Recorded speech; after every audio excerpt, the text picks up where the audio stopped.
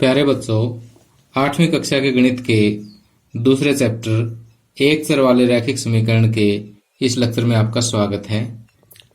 इस लेक्चर में हम आपके गणित की प्रश्नावली 2.4 के प्रश्न नंबर 6 से लास्ट तक के क्वेश्चंस को हल करेंगे। इससे पहले हम पिछले लेक्चर में इसी प्रश्नावली के 1 से 5 तक प्रश्नों को हल कर चुके हैं। तो यहाँ जैसे मैंने आपको बताया कि एक स्टेटमेंट दे रखी है, एक पर्टिकुलर स्थिति के अंदर हमें क्या करना है कि जो जैसे स्थिति दे रखी है उसको पढ़ते जाना है और हमें एक समीकरण बनाना है। और समीकरण बनने के बाद जो समीकरण का हल होगा वहीं से हमें इस सवाल का उत्तर जो है वो मिल जाएगा। तो जैसे यहाँ पे हम पढ़ते हैं कि महुली गांव में एक तंग आयताकार भूखंड विद्यालय बनाने के लिए सुरक्षित है। यानी कोई जगह है, आयताकार जगह, वहां पर क्या बनाना है, विद्यालय बनाना है। विद्यालय बनाने के लिए वो सुरक्षित रखी गई है। इस भूखंड की लंबाई और चौड़ाई में 11:4 का अनुपात है। तो देखिए जैसे कहता है उसी के अनुसार हम यहाँ पर एक छोटा सा चित्र बना लेते हैं और फिर हम वहां से क्या करेंगे, एक समीकरण बनाएंगे कि लंबाई और चौड़ाई में जो अनुपात है वो 11:4 है। जब भी अनुपात दे रखा हो तो इसका मतलब हमें लंबाई और चौड़ाई मानने में कोई दिक्कत नहीं होती। लंबाई 11x और चौड़ाई 4x, क्योंकि अनुपात वाले क्वेश्चन पहले भी हमारे ऐसे आए हैं तो उनमें हम इसी तरह से आगे x लगा करके मान सकते हैं। जिस चीज का अनुपात दे रखा है, जैसे यहाँ लंबाई और चौड़ाई का अनुपात दे रखा है तो लंबाई 11x हो जाएगी, चौड़ाई 4x हो जाएगी। गांव पंचायत को इस भूखंड की बाढ़ कराने में 100 रुपए प्रति मीटर की दर से 75,000 रुपए व्यय करने होंगे। अब इसके चारों तरफ आपने क्या करना है, बाढ़ लगानी है, ठीक। और 1 मीटर बाढ़ अगर लगाते हैं तो उस पर खर्चा आता 100 रुपए और टोटल खर्चा कितना, 75,000 रुपए। तो भूखंड की माप मीन्स कि उसकी लंबाई और चौड़ाई हमें ज्ञात करनी है। तो इसके लिए हम क्या करेंगे कि पहले तो जो मानना है वो लिख लेते हैं कि माना भूखंड की लंबाई मान लिया 11x है और भूखंड की चौड़ाई जो है वो 4x है। और इसका परिमाप कितना हो जाएगा, परिमाप क्यों निकाल रहे हैं भाई, परिमाप इसलिए निकाल रहे हैं क्योंकि इसके चारों तरफ बाढ़ है। बाढ़ कहाँ होती है, इस तरफ घेरे भी होती है और घेरे की लंबाई क्या होती है, परिमाप तो होता है, इसलिए परिमाप निकाल रहे हैं। परिमाप का सूत्र होता है 2 गुणा लंबाई प्लस चौड़ाई। तो यहाँ से 2 गुणा लंबाई कितनी है 11x और चौड़ाई कितनी है 4x। तो 11x प्लस 4x कितना हो गया 15x, को हम 2 से गुणा करेंगे तो यह आ जाएगा 30x। 30x तो आ गया परिमाप। अब देखो 1 वर्ग मीटर पे खर्च कितना है, 1 मीटर पे खर्च कितना है, 1 मीटर पर खर्च, 1 मीटर पे खर्च 100 रुपए। और ये लंबाई और चौड़ाई हम किस में मापते हैं, मीटर में मापते हैं, तो परिमाप भी किस में आ जाएगा, मीटर में आ जाएगा। तो 30x मीटर पर खर्च कितना हो जाएगा, 100 गुणा में 30x, यानी 100 को 30 से गुणा करेंगे तो 3 एकम 3, 1 2 3 0 आगे लग जाएगी। 3000x जो है ये कुल खर्च आ जाएगा। लेकिन हमें खर्च कितना दे रखा है, 75,000 रुपये। तो प्रश्नानुसार ये जो 3000x है ये 75,000 के बराबर हो जाएंगे। ये समीकरण प्राप्त हो गया हमें। तो यहाँ से x बराबर 75,000 बटे 3000, 3 0 से 3 0 कट, 3 एकम 3, 25 3 75। तो x बराबर आ गया 25। अब x बराबर 25 आ गया तो अब इसका मतलब हम यहाँ से लंबाई और चौड़ाई निकाल सकते हैं। इसलिए लंबाई कितनी है 11x, तो 11 गुणा में 25 और चौड़ाई कितनी है 4x, यानी 4 गुणा में 25। तो चौड़ाई तो होगी 100 और ये 25 एकम 25 हासिल 2, 25 एकम 25 और 2 27 275 मीटर तो होगी लंबाई और 100 मीटर होगी इसकी चौड़ाई। अब देखिए आगे 7वां क्वेश्चन है, हसन स्कूल वर्दी बनाने के लिए 2 प्रकार का कपड़ा खरीदता है। इसमें कमीज के कपड़े का भाव 50 रुपए प्रति मीटर तथा पतलून के कपड़े का भाव 90 रुपए प्रति मीटर है। यानी जो शर्ट है वो 50 रुपए पर मीटर के हिसाब से है और जो पैंट है वो 90 रुपए प्रति मीटर के हिसाब से है। वह कमीज के प्रत्येक 3 मीटर कपड़े के लिए पतलून के लिए 2 मीटर कपड़ा खरीदता है। यानी कमीज के लिए 3 मीटर कपड़ा, एक कमीज में कितना कपड़ा लगता है 3 मीटर, तो पतलून के लिए कितना खरीदेगा 2 मीटर। यानी कमीज के लिए अगर 3 मीटर कपड़ा खरीदता है तो पतलून के लिए 2 मीटर कपड़ा खरीदता है।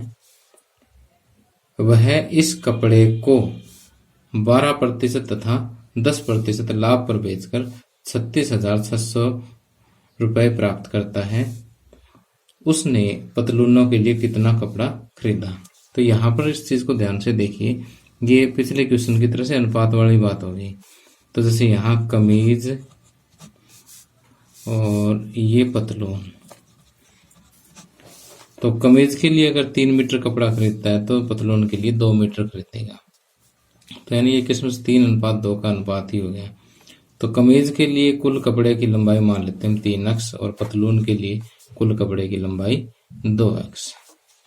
तो यहाँ पर माना कमीज के कपड़े की कुल लंबाई बराबर 3x, तो इसलिए पतलून के कपड़े की कुल लंबाई कितनी हो जाएगी 2x।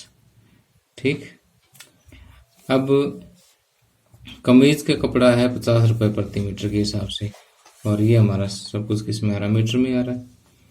तो अब देखिए कि 1 मीटर कपड़े का मूल्य कितना है 50 रुपए। ठीक, तो हमारा 1 मीटर कमीज के कपड़े का मूल्य कितना है 50 रुपए है। तो 3x मीटर कपड़े का मूल्य कितना हो जाएगा, 3x मीटर कमीज के कपड़े का मूल्य 50 गुणा 3x, 50 थी 150 x रुपए आ जाएगा। ठीक, और कमीज के कपड़े पर लाभ है 12%।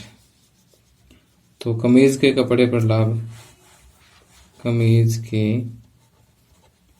कपड़े पर लाभ हो गया 150 x तो रुपए हुए इसका 12%। 150 x का मतलब गुणा 12%, परसेंट के लिए बटे में 100। अब 0 से 0 कट हो गया। ठीक, 5 तिये 15, 5 दूनी 10, 2 एकम 2, 2 छक्के 12, तो 6 तिये 18x रुपए जो है उसके कमीज के कपड़े पे लाभ हो गया। ठीक, इसी तरह से हम पतलून के कपड़े पर लाभ ज्ञात करेंगे। तो 1 मीटर पतलून के कपड़े का मूल्य 1 मीटर, यहाँ पर मीटर आएगा, 1 मीटर पतलून के कपड़े का मूल्य, पतलून के कपड़े का मूल्य कितना था, अगर स्टेटमेंट में हम देखें तो 90 रुपए प्रति मीटर है। तो यहाँ पर 90 रुपए हो गए। और पतलून का कपड़ा कितना खरीदा 2x मीटर, 2x मीटर पतलून के कपड़े का मूल्य 90 गुणा में 2x, तो 9 दूनी 18, 180x। अब इस पे लाभ कितना हो गया, लाभ हो गया इसका 10%। लाभ 180x का 10%, 180x का 10%। तो ये हो जाएगा 180 x का मतलब गुणा 10% हटाने के लिए बटे में 100, तो 1 0 से 1 0, 1 0 से 1 0, तो ये हो गया 18x रुपये। ठीक, अब देखिए कि आगे प्रश्न में कहा गया है कि इतने लाभ पर बेचकर उसको 30,700 रुपये प्राप्त होते हैं, यानी कुल मिलाकर के, यानी जो उसको पैसे प्राप्त होते हैं कमीज और पतलून का जो कपड़ा बेच के, वो कितना रुपए प्राप्त होते हैं? 36,700। इसमें क्या है कि कपड़े की कीमत भी शामिल है, उसका लाभ भी शामिल है। ठीक, तो इसी तरह से पतलून की कीमत भी शामिल है और पतलून का लाभ भी शामिल है। ये सब कुछ मिलाकर के कितना? 36,600। तो प्रश्नानुसार 150x प्लस 18x, इतना पैसा तो उसको कहाँ से प्राप्त हुआ? कमीज बेच के प्राप्त हुआ। और पतलून की वैल्यू थी 180x और उस पर लाभ हुआ 18x, तो ये सारा कुछ मिला करके 36,600 रुपये प्राप्त हुआ। अब इन सभी को जोड़ेंगे तो यह आएगा 366x बराबर 36,600। तो यहाँ से x बराबर आ जाएगा 36,600 बटे 366, और जब इसको काटेंगे तो कितना आ जाएगा? 100 आ जाएगा। x बराबर अगर 100 आ गया, तब इन्होंने पूछा कि पतलून का कितना कपड़ा होगा, तो 2 गुणा में 100, 200 मीटर। तो पतलून का कपड़ा बराबर 200 मीटर आपने यहाँ पर लिख देना है। तो इस तरह से हम इस क्वेश्चन को आसानी से सॉल्व कर सकते हैं। आगे देखिए 8वां क्वेश्चन जो है एक बहुत ही मजेदार सा क्वेश्चन है। यहाँ पे कहता है कि हिरणों के एक झुंड का आधा भाग मैदान में चल रहा है और शेष का 3/4 भाग पड़ोस में ही खेल कूद रहा है। शेष बचे 9 हिरण एक तालाब में पानी पी रहे हैं। झुंड में हिरणों की संख्या ज्ञात कीजिए। तो देखिए पहले तो इस क्वेश्चन को हमें समझना जरूरी है, समझने के बाद ही हम कुछ लिखना शुरू करेंगे। तो मान लेते हैं कि ये हिरणों का झुंड है जिसमें कितने हिरण हमें नहीं पता। ठीक, मान लेते हैं कि इसमें कुल x हिरण है। ठीक, x हिरण का आधा भाग मैदान में, तो यहां से ये लो जी, ये मैदान है। मैदान में कितने हो गए? इसका आधा हो गए, x का आधा, और 3/4 पड़ोस में ही खेल कूद रहे हैं। और इस मैदान के पड़ोस में चलो यहाँ कुछ खेल कूद रहे हैं, किस शेष का 3/4। अब देखो कुल हिरण कितने थे? x में से आधे तो ये मैदान में हो गए। ठीक, तो कुल में से ये मैदान वाले घटा दिए, ये शेष हो गए। अब शेष का 3/4, शेष का 3/4 ये यहाँ पर खेल कूद रहे हैं, खेल रहे हैं। ठीक, और बाकी बच गए 9, वो इस तालाब के अंदर पानी पी रहे हैं। तो देखो अब कुल हिरण कितने हो गए? x/2 तो ये वाले, और 3/4 गुणा x माइनस x/2 ये हो गए, प्लस में 9 ये हो गए। ठीक, ये सारे कुल मिला के कितने हैं? x है। तो ये ऐसे हमारे पास एक समीकरण आ जाएगा और उस समीकरण को हम हल कर लेंगे, वहां से x की वैल्यू आ जाएगी, तो झुंड में हिरणों की संख्या हमें प्राप्त हो जाएगी। तो मेरे ख्याल में आप चीज समझ गए होंगे, और बाकी जो अभी हम लिखेंगे तब समझ में आ जाएगा। तो यहाँ पर हम कहेंगे माना झुंड में हिरणों की संख्या, झुंड में हिरणों की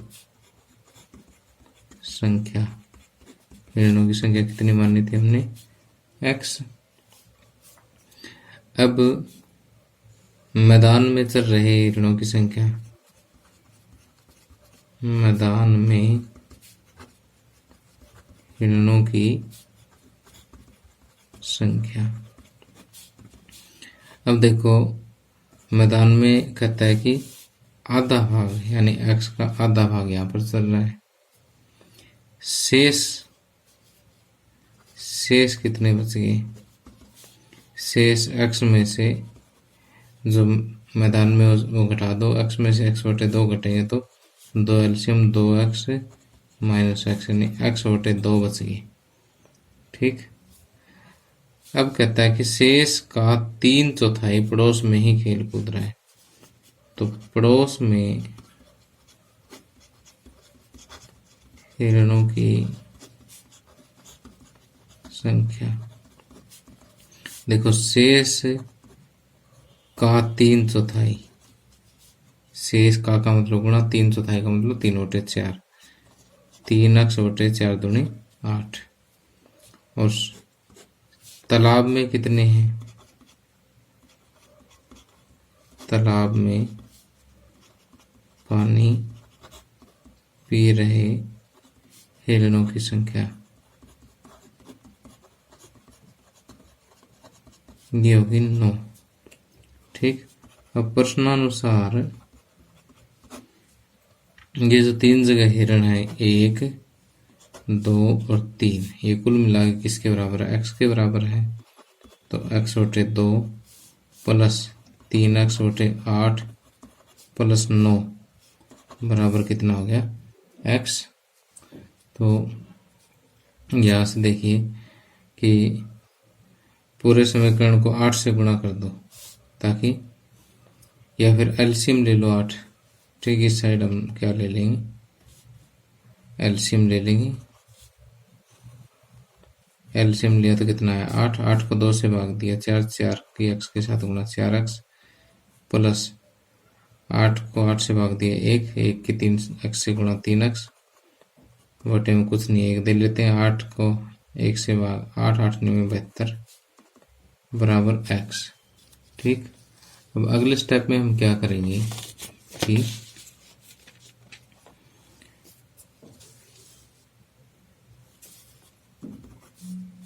अब 8 के इधर गुणा कर देंगे 4x प्लस 3x प्लस 72 बराबर 8x।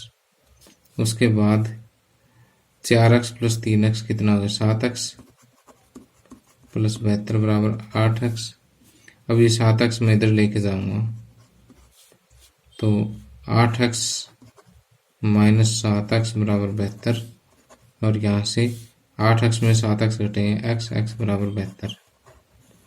x बराबर 72 है, इसका मतलब झुंड में हिरणों की संख्या कितनी है? 72। इसलिए झुंड में हिरणों की संख्या कितनी आ जाएगी? 72। तो इस तरह से हम इस सवाल को आसानी से हल कर सकते हैं। अब अगला सवाल देखिए, कहता कि दादाजी की आयु अपनी पोत्री की आयु की 10 गुनी है। चलो जी, ये तो हो गए दादाजी, चश्मा लगा देते हैं दादाजी को। ठीक, ये थोड़े थोड़े बाल दिखा देते हैं और ये दादाजी। ठीक, और ये है इनकी पोती। ठीक,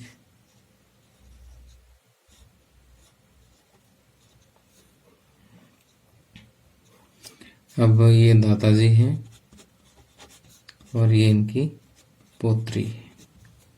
कहता दादाजी की आयु अपनी पोत्री की आयु की 10 गुनी है।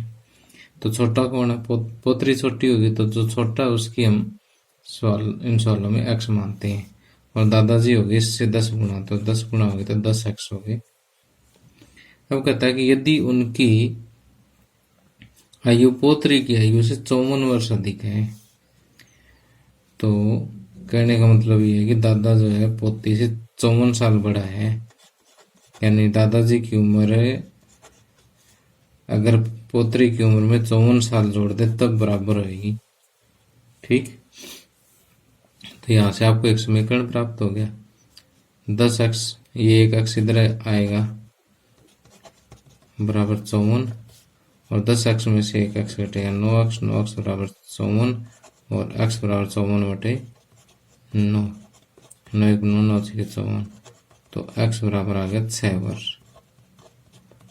ठीक। जब पोत्री 6 वर्ष की होगी तो दादाजी 60 वर्ष के हो जाएंगे। तो ये बिल्कुल आसान सा सवाल है। तो यहाँ पर लिखना क्या है, जो आपने मानना है वो लिख लो। माना पोत्री की आयु कितनी है, x वर्ष, और दादाजी की आयु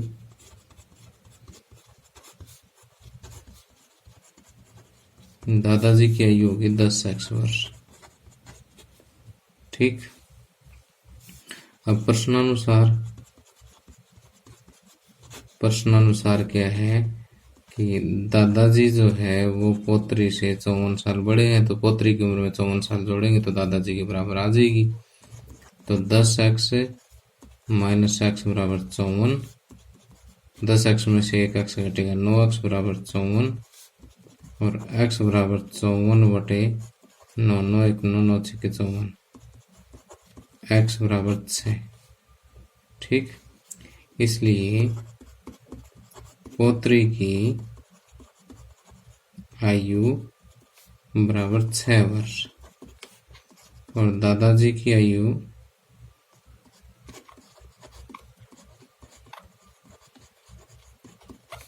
6 गुणा 10 यानी 60 वर्ष हो जाएगी। ठीक। तो इस तरह से पहले आपने रफ में हिसाब लगा के देख लेना इसका, उसके बाद उसको साफ साफ फिर नोटबुक में लिख दें। अब आगे 10वां और इस एक्सरसाइज का लास्ट क्वेश्चन है। कहता है अमन की आयु उसके पुत्र की आयु की 3 गुनी है। 10 वर्ष पहले उसकी आयु पुत्र की आयु की 5 गुना थी। दोनों की वर्तमान आयु ज्ञात कीजिए। तो देखिए ये तो हो गया अमन। ठीक। ये तो हो गया अमन और ये हो गया इसका पुत्र। ठीक। तो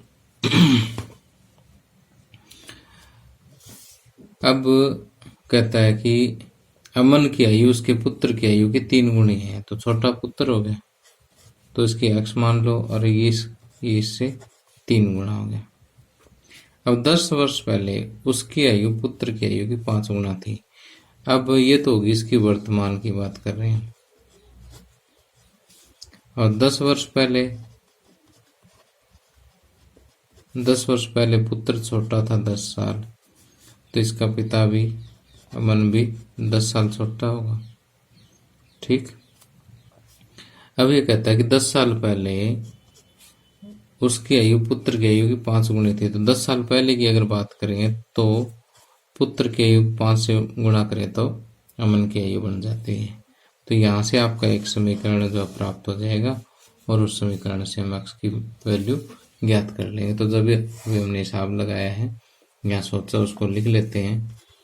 माना क्या लिखेंगे, पुत्र की आयु। माना पुत्र की आयु x वर्ष, अमन की आयु की यहाँ वर्तमान आयु लिखो कि वर्तमान आयु 3x वर्ष। ठीक। अब 10 वर्ष पहले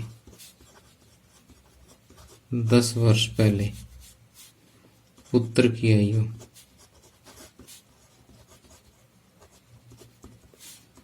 x माइनस 10, अमन की आयु 3x माइनस 10, इतना वर्ष हो जाएगा। ठीक। अब प्रश्नानुसार प्रश्न क्या कहता है कि 10 वर्ष पहले अमन की आयु जो है उसकी पुत्र की आयु की 5 गुनी है। ठीक।